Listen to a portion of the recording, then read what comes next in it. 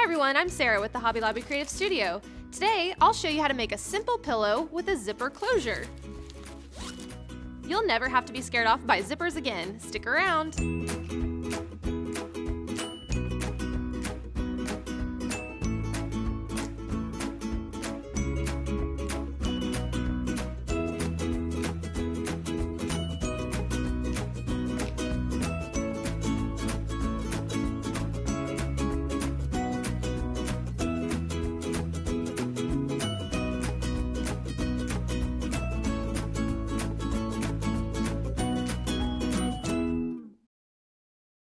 Well, if you're like most people, you find the idea of installing a zipper of any kind daunting. I'm going to show you how easy it can really be, though. We'll make a simple pillow today using some of our favorite fabric. Here's everything you'll need: a sewing machine, a zipper foot, your regular presser foot, 1 yard of the fabric of your choice, thread to match, a 12-inch pillow form or fiberfill, fabric scissors, a rotary cutter and mat, a clear ruler, a measuring tape, a chalk pencil, pinking shears, straight pins, a seam ripper, an iron, and a 9-inch zipper. We chose to use a 12-inch by 12-inch pillow form, which means that we need to cut 2 squares of fabric, 13 inches by 13 inches each.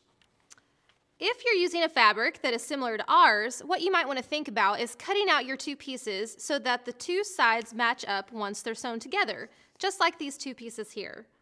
Lay the 2 pieces on top of each other with the right sides together, making sure all the sides are matched up evenly. Determine which edge your zipper will be on. If your fabric has a pattern that clearly needs to be right side up, make sure the zipper will be along the bottom edge. Center the zipper along the edge you choose. Make a mark on the fabric just outside the metal stopper on the pull end, above the pull, and make 1 more mark just outside where the other metal stopper is on the opposite end. Your marks will not show when your pillow is complete. I'm using white thread today so you can see where I'm stitching, but you'll want to use a thread that matches your fabric. Begin with a straight stitch 1/2 inch away from the edge and sew until you get to the first mark. Start and finish this little section with the back stitch. Change the setting on your machine to a basting stitch, or in other words, the longest stitch length available. Continue to sew 1/2 inch away from the edge with your basting stitch until you reach the other mark. Return your sewing machine back to its original settings on a medium stitch length. Begin with the back stitch and finish sewing to the edge, ending with a back stitch. Now press the seam open with your iron. Lay the zipper pull side down with the teeth sitting right over the seam. Flip your seam up to refer to the marks you made earlier if you need to. Place the zipper so that the pull is right below the point at which you started the basting stitch, and the stopper on the bottom of the zipper is slightly above the second mark where the basting stitch ends. Pin the zipper into place, running your pins parallel to the zipper. Make sure the heads of the pins are oriented as shown so they are easy to remove when stitching. Swap out your regular presser foot for the zipper foot. Be sure to install the foot using the left slot option. At the bottom of the zipper, opposite the end with the pull, start to sew just above the metal stopper on the right side. Don't forget to backstitch. Continue to sew down the zipper with the zipper foot running along near your teeth. Don't forget to remove the pins as you go. When you start to get near where the pull is, put the needle down into the fabric, lift the presser foot, and reach up through the zipper with your left hand to slide the pull up and out of the way. Now your zipper lays nice and flat. Put the presser foot back down and continue to sew. Stop sewing just past the top of the pull, above the metal stopper. Leave the needle down in the fabric, lift your presser foot, and rotate the fabric so that you can now sew across the zipper. Sew across to the other side. When you're past the teeth a bit, put the needle down into the zipper once more, lift the presser foot, and rotate the fabric again so that you're ready to sew down the opposite side. Leave the pull where it is, and just use your fingers to bring the teeth closer together as you start to sew. When you get near the pull again, you can't reach in and move it out of the way as you did before because that side of your zipper is sewn up now. So here's a helpful tip. Put your needle down into the fabric, lift the presser foot, and use your seam ripper to catch this little hole in the handle of the pull. Now you can easily slide the pull up and out of the way.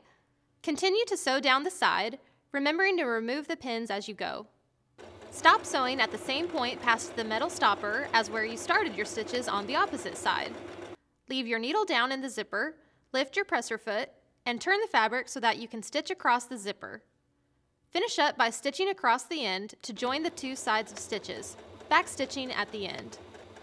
That's it! Your zipper is in. So flip your fabric over so that the right sides are facing up. Now use a seam ripper to carefully rip out all of the basting stitches that you sewed earlier in between your two marks. In other words, all the stitches inside of the rectangle covering your zipper. Check it out, there's your zipper. Now clean up all the little threads sticking out, leave your zipper at least halfway unzipped, and now you're ready to move on to sewing up all the rest of your edges. Remove the zipper foot from your machine and return to your regular presser foot. Now place the right sides of the fabric together and pin around the edges to hold everything in place. Start on the edge with the zipper and work your way around the pillow from here. Fold this seam down flat and begin to sew. Don't forget to backstitch. Use a 1/2 inch seam allowance all the way around.